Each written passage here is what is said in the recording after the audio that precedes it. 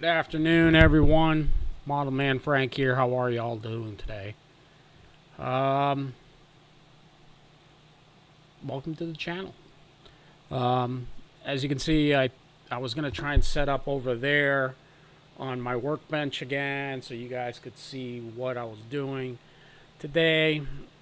You know, things change from day to day, and I don't know, I guess I was doing other research for other projects that I've been wanting to do. So I have it back to the way it was. I have it here instead of over there, because over here I have my 3D printer, and then over here I have another computer, which is my older laptop that I use to watch playback of me. So we're back to almost pretty much the same way we used to be, until later on. Maybe if I get a little cash, I can put in I really would like to put in a webcam right there so y'all can see me working on planes here, and this can be used as a control area. In the news, of course, this past week we had Hurricane Helena. I don't know how to pronounce the name. And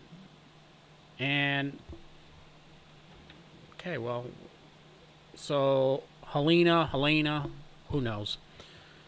So we had Hurricane Helena, and it was what it was. The West Coast got really battered by the storm, but the East Coast did not. It mostly a lot of waves and things like that. But the West Coast really, a lot of the places got flooded. I have family that lives on the West Coast, and they got flooded really bad. Everybody's okay. Really, if you have any means to help the people along the West Coast, please go and give money to the charity that I like the most is Mercury One, because all the money goes to where it's supposed to go. Nothing goes back to a president that runs the organization and everything. Much rather, if you're really going to give money to somebody, give money to Mercury One. I'll put a link in the description box down in here so y'all can see who to give money to. Mercury One is the real deal. They will actually go out and help people in need and get them the right help that they do need, more so than many of the other charity organizations out there. What else happened? Aviation news-wise, did you guys see that video? There's it's not really, actually it was on X. And I got a picture of it so you guys can see what's going on.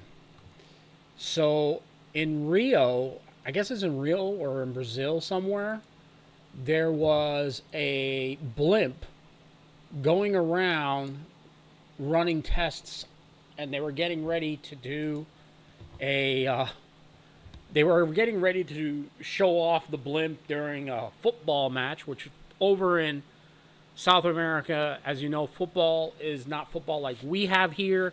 It's actually soccer. What soccer is here is football in South America and Europe. So I didn't get the whole video, but I got you guys so you guys can see what I'm talking about.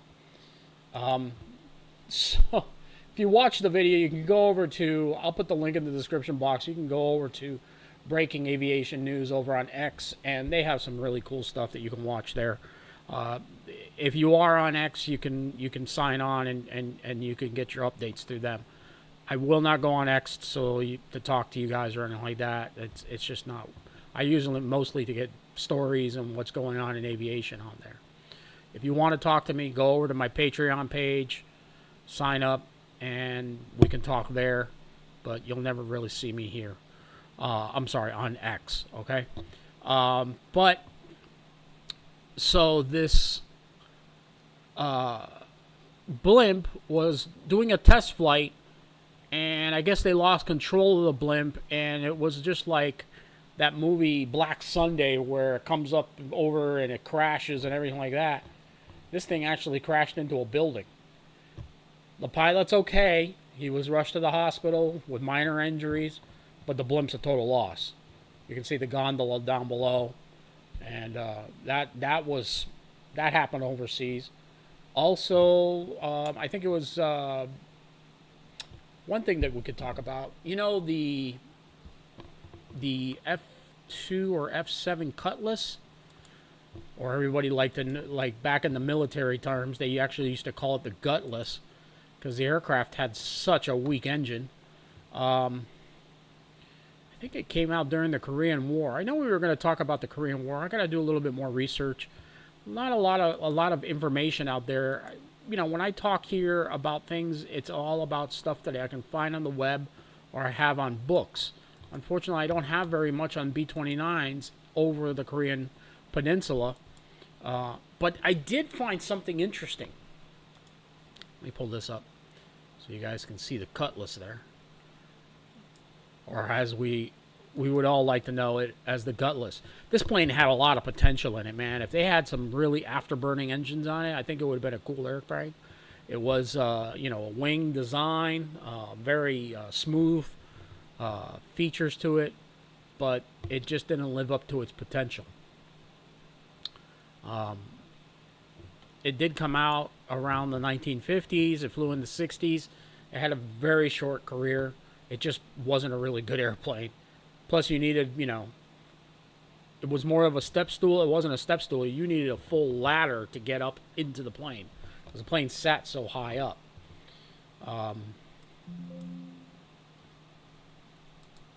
So, what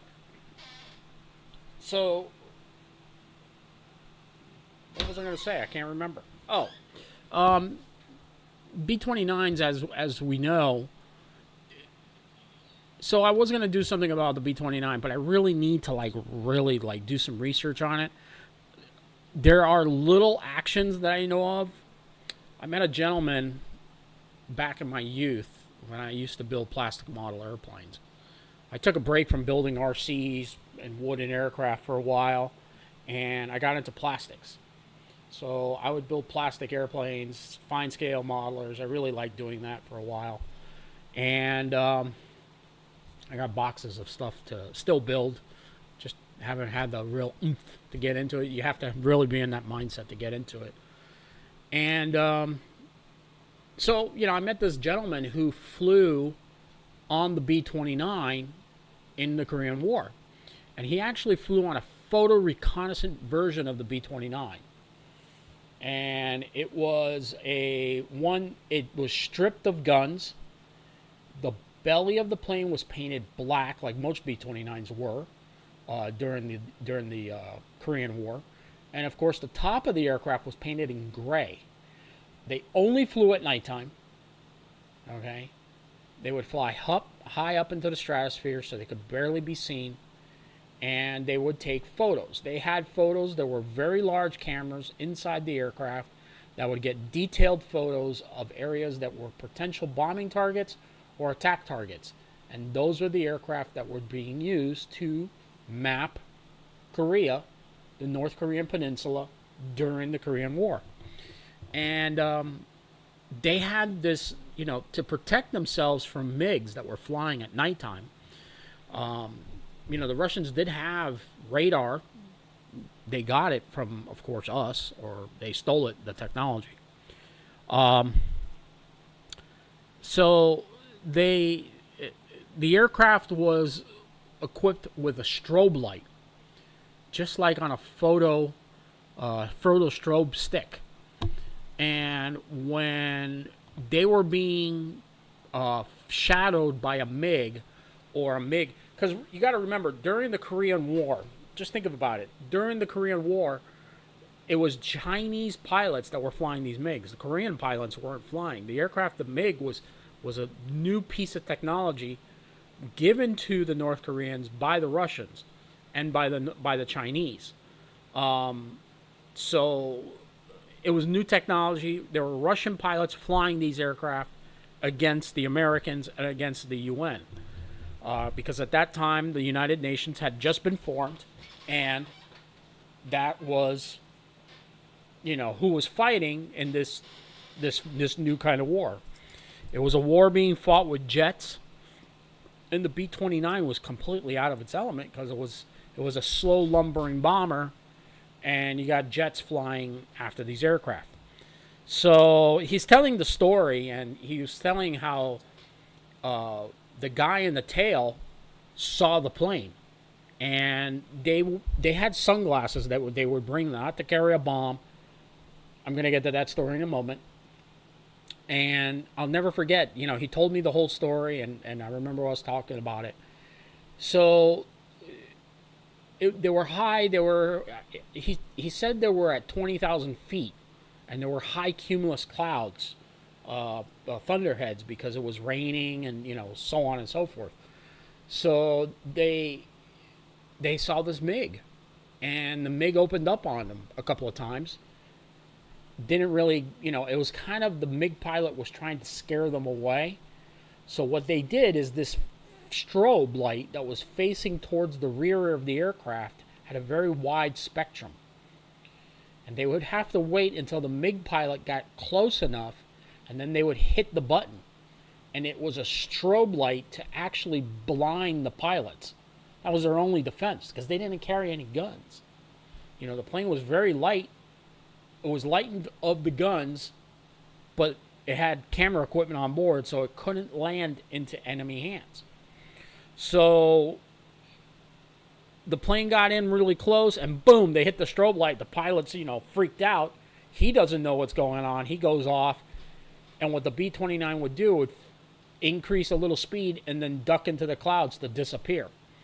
It would be enough for them to be able to, fly away.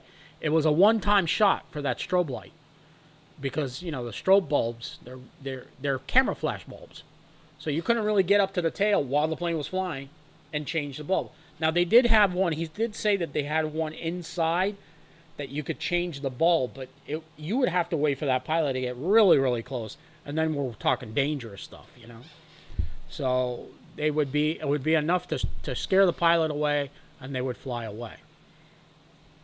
So that was what happened. Another story I was reading about, of course, he got through the war and everything like that and was able to tell us the story. So another story that I learned from him, and I read about it a little bit in some of the research I was doing. So MacArthur had an idea of dropping the atomic bomb on North Korea. Can you imagine if that had happened? So MacArthur and Truman did not get along. They didn't see eye to eye. Truman was a vice president that wasn't really, he was kind of just thrown into the role. I mean, he was not really, back then they didn't think vice presidents as they do today. Truman was just like a humbum type of guy, stayed at his house and played the piano and all that sort of stuff. And he got thrown into the job after Roosevelt died, and he was kind of like, he was Elmer Fudd, basically. How some historians would pronounce him. Hi, Norm. How are you? So he wasn't really, some say that he was too impractical as a leader.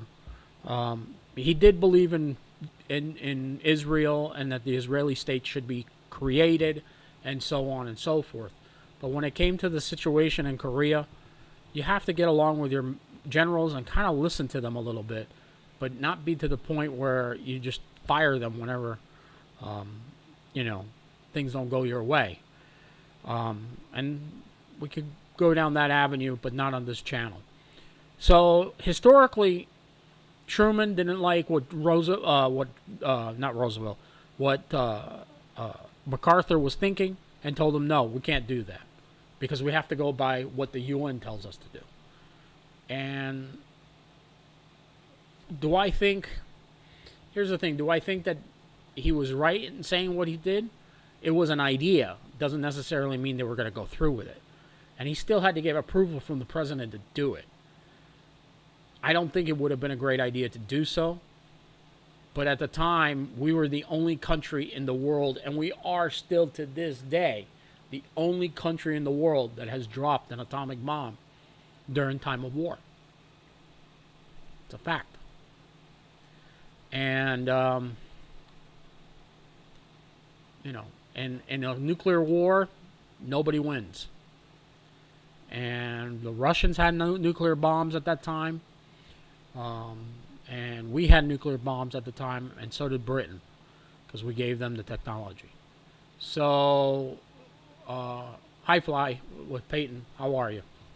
So you were in a delicate situation there, and in terms of you don't want to have the A bomb be your ultimate decision factor when conducting a war or when doing a war. Going on tonight, we're talking a little bit about the B-29, and we are talking a little bit about aviation history, and I'm going to show you guys what I'm doing with the SST-40 over here. I'm not touching it right now because I have the nose gear being glued on, and I need the nose gear to set up correctly. It's on there pretty strongly, and I don't want it to fall off. Let's see, so you can see being put on here. I had to put this clamp on here so you guys could see it, and I just don't want that to. I don't want to manhandle it too much and have this move out of the way, because that's my nose wheel track. So if the aircraft moves, I'm gonna have the wheel sitting like this, and it just don't want it to have it do it like that. So getting back to the story.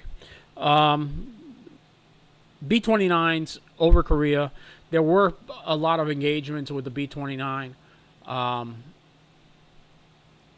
It was the first war where the jet fighter was used heavily. Something I did learn about the Korean War, and I'm sure those of you who have read aviation history, maybe you know this, maybe you don't.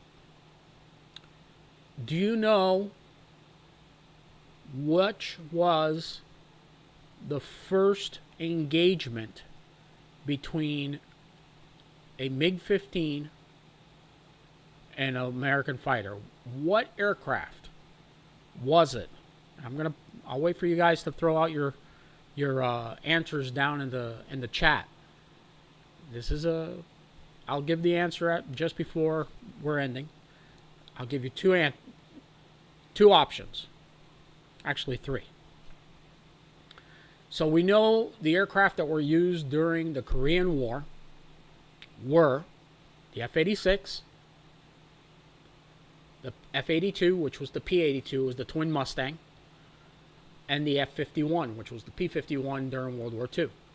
Those were the three real mainstay fighters flying. Also, you had the Grumman F-9F Navy, but these are Air Force aircraft.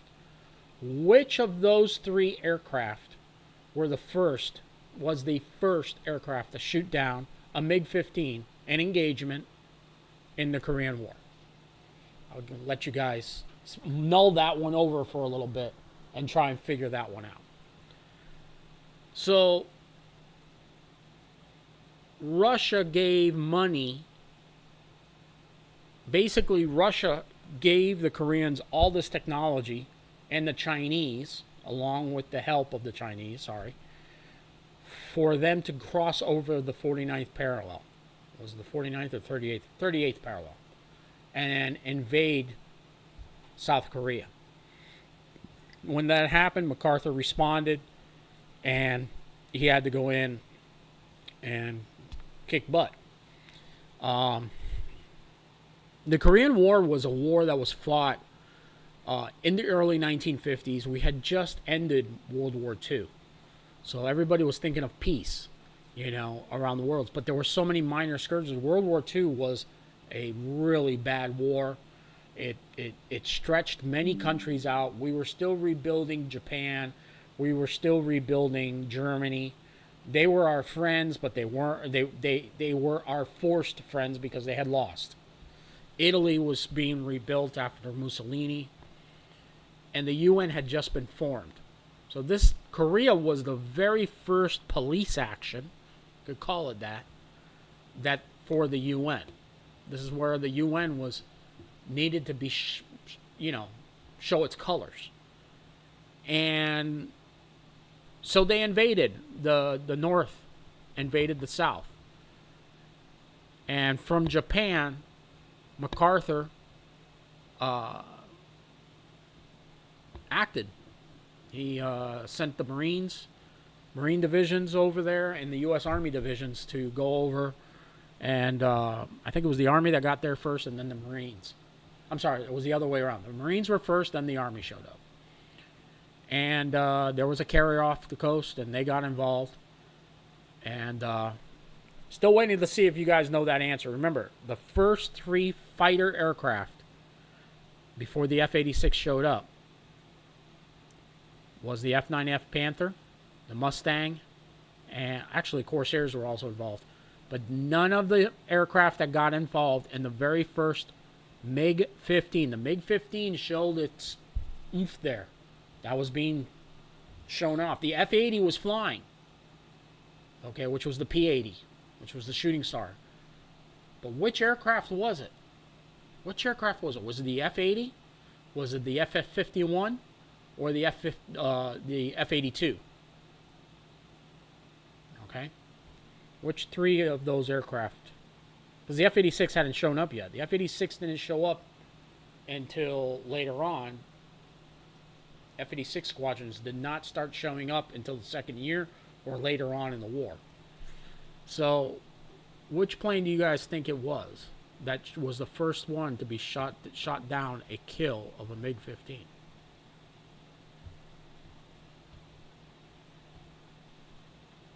You don't know the answer? I'll give it to you. It was an F-82. I'm sorry, an F-80. F-82. F-82, sorry. It was the twin Mustang. They were the very first ones to shoot down. They used the radar. So the F-82, being it was a twin Mustang, you had 2 Mustang bodies. It was 2 Mustang bodies on one aircraft. And the F-82, known as the twin Mustang, because it had 2 Merlin engines on it. Merlin Allison engines. They were Merlin design. Allison used the technology that Merlin provided them, and they made a better engine. The F4 Corsair was the first aircraft to fly against the MiGs, but the first real engagement was the F-82. So the F-82 shot it down using its radar, found the aircraft, and had that engagement. So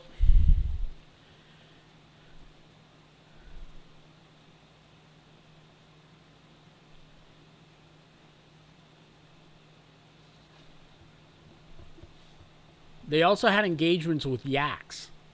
Now, if you guys don't know what the Yak is, the Yak was a very sophisticated single-engine fighter plane built by the Russians, and they got into skirmishes with them. But the MiG-15 was new technology. So the F-82s were on patrol from Kimpo Field, and they got into a skirmish, and they were able to defeat the threat and be able to take control of the skies until help arrived. What were the aircraft that were used during the Korean War? Does anybody know? During the Korean War, F-86, as we know it, is the one behind me. The Yak-9 was used on the Russian side. Let's talk about the American side. The F-86, the F-80, which was the Shooting Star. Okay.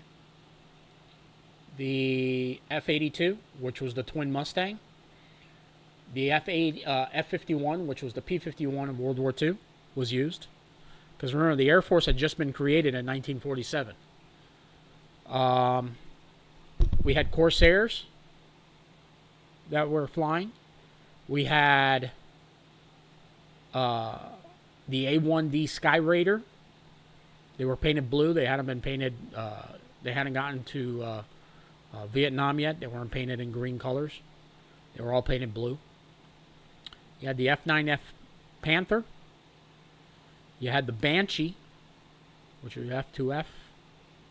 F2F. I want to make sure that that is correct. I think it is the F2F. And you also had the Phantom II, which was, I'm sorry, the original Phantom, not the Phantom II. The Phantom II is the F4 Phantom II. So, also flying were A-26s, which was the Invader. The bomber version was used heavily. The B-29s were being used. They were flying from Japan to bomb North Korea. The A-26 was being used also as bombing short-range bombing missions.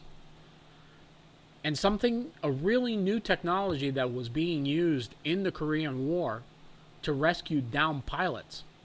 Helicopters. We had not been in a war. Well, in World War II, they had tried the first helicopter. The first Sikorsky helicopter landed and picked up somebody in Burma that had gotten shot down. It was literally a wire skin, and you had a bubble-ish canopy on it, and with a rotary engine, and drove basically what a helicopter is supposed to look like of today, but it was totally different. It didn't have it didn't have the hoist, and it didn't have room for somebody to come in. So, yeah, it was a very interesting looking helicopter.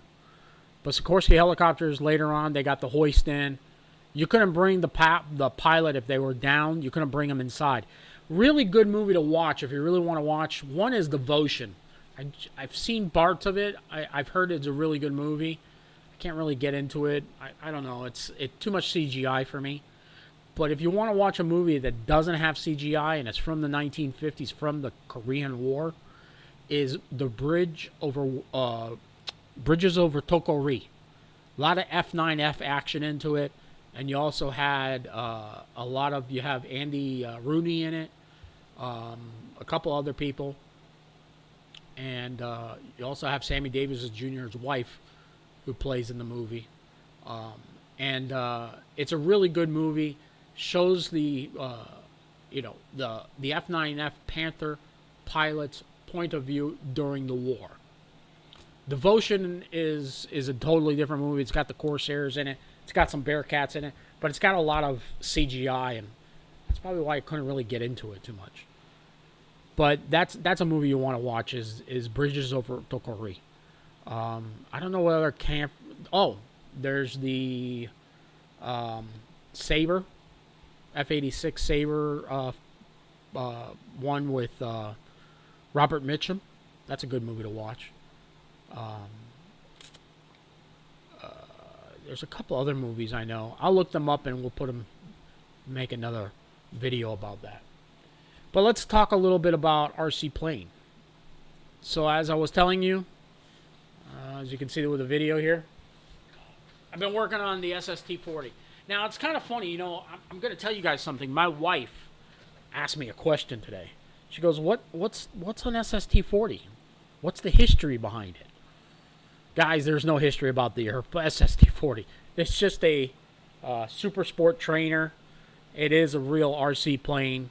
I think they called it the SST-40 because it was going to be something cool to use, kind of like the Liberty Sport. But the Liberty Sport is an actual real airplane. It's the model of a real EAA-created biplane. But the SST-40 is not. If you look at it, it's probably got lines of Cessna 170. So my wife wanted to know what was the history of the plane. There's really no history. It was a balls of wood airplane, and most balls of wood airplanes created back in the 1970s, 80s, and 90s, they all looked like Cessna 170s or 172s. That was for the high wings. For the low wings, they all were kind of like a boxy design or a warbird. This kit here, the history behind this kit, I got it for free from somebody at our club, and I looked it up. You can find it on Outer Zone, and it is pretty straightforward. Again, anything that you find on Outer Zone, and again, I'll put the link in the description box below for Outer Zone. You can find plans on there to build anything. Okay? The sky's the limit when you want to build something. If you want to build a scale plane, you can build a scale plane. You can use any type of medium you want. You can use a 3D printing machine. You can use a foam board. You can use balls of wood. Balls of wood's getting expensive now, but you can use foam board. Heck, I even saw a video of a guy that took a PVC pipe, stuck a firewall on the front of it, and built some wings for it, and that was his flying model airplane. That was his flying model airplane. If I can find the video, I'll share it in my community post so you guys can see it. It's really hilarious. So about this aircraft, it is pretty straightforward construction. It's a box build. As a balls of wood plane, it doesn't have really instructions. It didn't come with any instructions. The only instructions I have are the plans. And again, I'll put a link in the description box below so you guys can go over to Outer Zone. Outer Zone, you can download the plans, put them on a chip.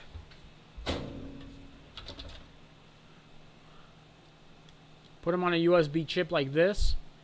This is a Lexan chip. 8 gigabytes. You can put a lot of different plans on here. And then take your chip and go to a print shop. Any print shop that will print out plans. Okay, they have to be blueprint style plans. 36 by 48 inch plans. Or bigger if they can build them. If they can make it to scale, great. Ask them to help you with that. Tell them you tell them what you want and how the file reads, and they'll print it out for you, and you pay your money and you go home. And then you find a way to build it. Now, this aircraft, you can build it out of foam board. I have the kit, so I built it out of balls of wood. All right. So, as you see it now, the landing gear is put on. I got another video coming out this week showing you guys a little bit more detailed on the inside of the aircraft. So stay tuned to that. Make sure you're hitting that like button. Okay. And you're also hitting the bell icon so you'll be alerted every time a video comes up. Okay. So yeah, this is the motor I'm going to be using. This motor mount here, I got this motor mount from somebody donated a box of stuff at the club, and that was in there, so I paid a couple of bucks for it as donation money, and I got the motor mount for it. So I'll be putting this KV900 on it, and most likely it'll have a pretty big battery on it. I mean, I've got 6-cell batteries, but I don't think I'm going to need a 6-cell. I think a 4-cell will do just fine. 3300, same one that I use for the A10. I think that'll be enough battery power to really... I do know I'm going to use this blade for it because it looks really cool. This is a 28 by 18 over 11 by 7 inch blade prop. Excuse me. So I am going to be using this. I wanted to ask you guys a question. Would you guys like to see a build? I know I've done this before. It's really hard to do so because I don't have a mount to really show you, and it's a lot of video to edit together. But would you guys like to be able to see a build from the beginning, from the time that the plans are made to all the way to the end to first flight? I know I have some playlists like that in my feed. You can look at them. Got a lot of playlists. But if you'd like to see that, just kind of leave a little description down there below and let me know. So I'm going to read you a little bit here from one of the posts that I got.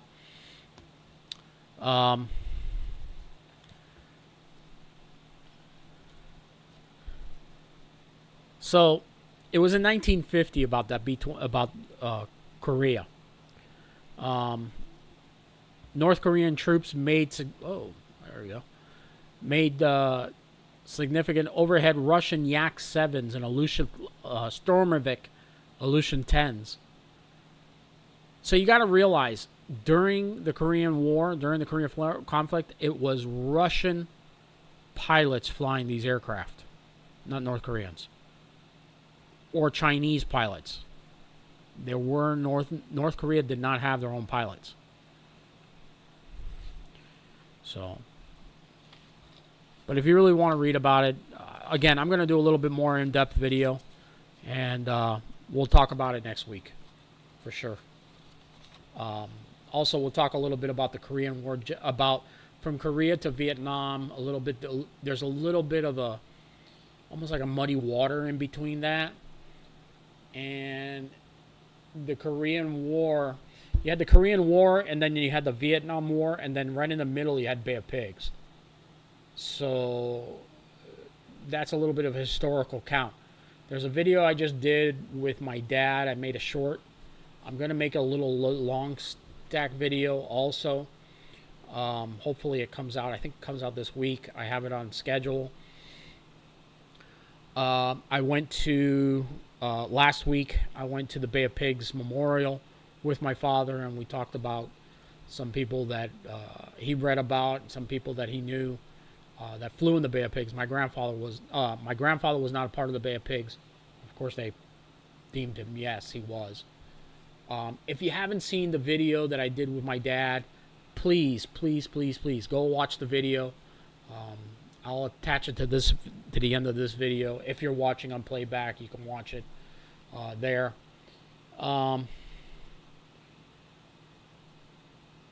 Our family, everybody that was in Cuba during that time period was attached to what happened in Bay of Pigs. So a lot of these guys that fought in the war and that conflict were 17, 18 years old. They were close to my dad's age. Some of them he probably knew. He doesn't remember too much. But, they were young kids. So, same age as some of these kids that were going over to Korea. I'll never forget, talking about those conflicts, those two conflicts together. So we had just gotten out of World War II. Let me put the camera here. We had just gotten out of World War II. Fuel prices were down. We were really starting to pull ourselves out of the Great Depression, because during World War II, we were still in the Depression. And things were looking optimistic for the future of the United States. It was the nuclear age. Jet fighter technology was changing. Aviation technology. Things were really... Everything was on a fast pace. And other conflicts started up. So we had to go back into another war. Wasn't really popular, but we did it. And we also had conflicts going on around the globe. And if you can look up history about what happened, you can look it up online, but be wary of what you read online. Try and find books, especially older books, about the conflict. Go to a used bookstore and look up old Britannicas, encyclopedias, and books that you can find that were printed before the year 2000 that kind of explain that time period. So books are more raw, and they really tell a history there. So it pains that it happened. But it happened for a reason. So, you know, going to these memorials, every now and then I do go to a memorial here and there. You know, every time I do find out about a memorial close by. And war does something to a man's psyche. Anybody that goes to war or sees something traumatic, it really affects them, and affects them for the rest of their life. Maybe they were different before that conflict. Afterwards, they became a different person. If you ever watched the movie, the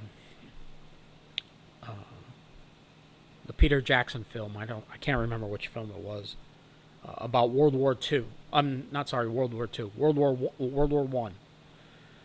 And you listen to the narration being said by gentlemen that had already passed when this movie came out. Not 1917. It was not that movie. It was the other one. We Shall Not Grow Old, or something like that. It was a Peter Jackson film. And many of the people that joined to go fight, World War I started because Archduke Ferdinand got assassinated. It's really why it got started, because of one act. And that was a catalyst that started the war. And something that the old man says, he says, I was 15 years old when I joined. It was a different mindset back then. You were 15 years old. What are you doing at 15 years old nowadays? You're not going to fight a war. Maybe some people in other countries are, but you have to really think of it. You're still a teenager. So he signed up at 15. There were some kids that fought. They lied on their application so they could go fight wars. And they were as young as 13 years old. Can you imagine? 13 years old and fighting war. You went to war as a boy, and he makes the comment during that conversation. He says, I went to war as a boy and came back home as a man. It's something that doesn't. And you see a photo. There's a photo I saw on YouTube one time of a man that had gone to war as a child. He was a child, man. He was like 16 years old, 17. Because you were supposed to join the military at the age of 18. There was an age limit. You had to be 18 to join the military. Still is today. But back then it was easier to lie on application and get inducted. So many of these boys, they were teenage boys, lied on their application at 16 years old, 15 years old, 14 years old, 13 years old, and went off to war. And they show a picture of a young man, a photo of him when he was a young boy. And when he came back, he looked like an old man. He was just, the soul was ripped out of him. Never was the same again.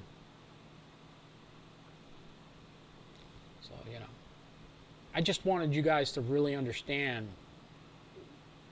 and I'm sure some of you do, and I know it's probably hard for you to talk about. Don't, that's between you. That's all on you. So I'm not asking you guys to tell us your story. If you want to, you can. You can leave it in the description box below, or go to my Patreon page, sign up, and you can send me a letter there. But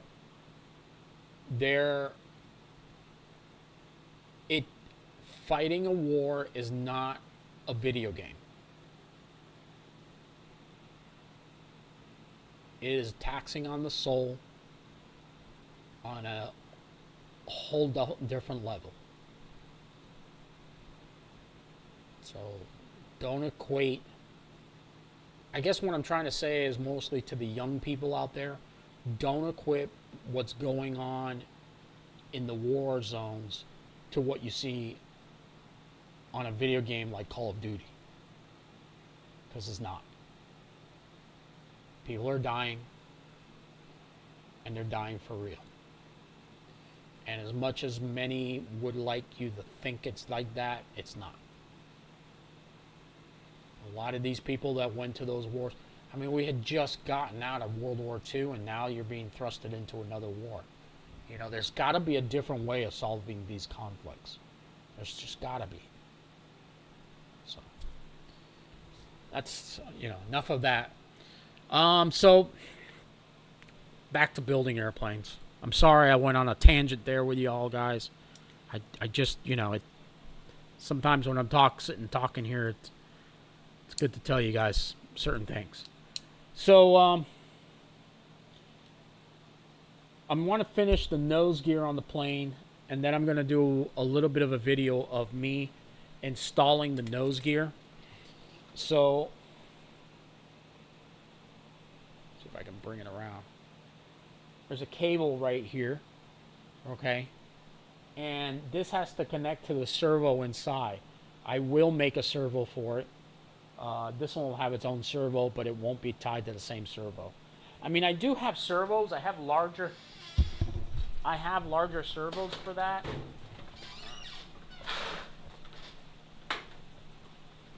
I could put a bigger servo on it.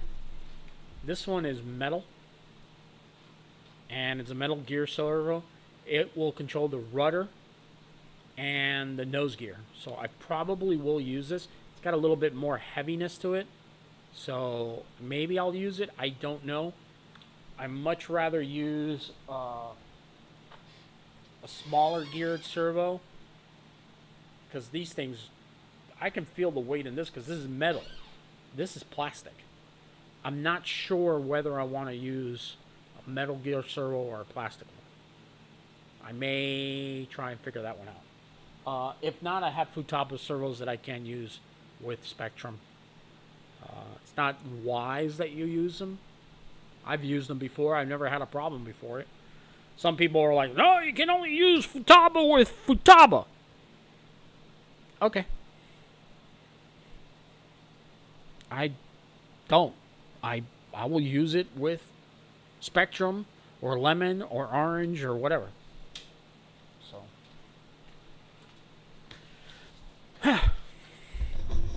So, yeah, next week we'll talk about some other stuff. I'm not really going to plan on videos anymore of what we're going to talk about here. I think it's just a lot more fun. We just flow into it. And if I talk a little bit about aviation history, we'll talk about aviation history. How's that sound to y'all? Let me know. But I will definitely have the landing gear glued on. So I was oh, I'm going to pick this up. I really don't want to, but I want to show you guys something. So I was gluing this landing gear on, right? And let me see if I can flip it around here. Oops, there goes one of the wheels. The wheels are not tied on. The only one that's tied on is the front wheel. So that'll happen. So as you can see here, the light's a little heavy on you. I'm sorry. So if you guys can see here, this is glued on. The video I'm going to show you guys that's coming out, it'll show you guys how I did this. Something I forgot to say in the video was this was a real hard thing to do. I had to actually tape in these in place and then put the epoxy. There's a bar that goes on the inside, and then you have to put it with a little piece of wooden dowel, and then you had to glue it in place. I had to do that. But in order to keep the wheel, if you look at the way the landing gear sits, the wire sits backwards. So in order to get it to sit that way without falling apart, I had to tape it on the inside, let the glue set, and then glue the dowels in place. So it was a really hard thing to do. Tail's on, rudder's on. The rudder's on, the horizontal stabilizer's on. I haven't picked out a color for this plane yet. I don't even know what color I'm going to cover it in. I do know it's going to be white something. I just don't know what other color I'm going to do. I don't know. Maybe I'll do it yellow. I haven't done a yellow plane yet. I would love to do it in chrome. The last plane I covered in chrome was my Senorita. And boy, when it flew, especially in the sunlight, you knew it was flying. Because the chrome was so shiny, you could see it. It would reflect the sun really well. So, this is going to be a big plane. I got to find someplace where I'm going to hang it from. Because I definitely cannot hang it from over here. As you can see, the storch is already sticking out very far. Maybe I'll stick it against a wall here or stick it up there. I have 2 sticks sticking out, but the Bird of Time wing takes up a lot of room. I got a lot of airplanes, and over time, you can only fly so many, But I like building. Building's a lot of fun. So, all right, guys, that's it for tonight. Next week, we'll just talk about some stuff, and watch out for the video when it comes out, and we'll see where we go from there.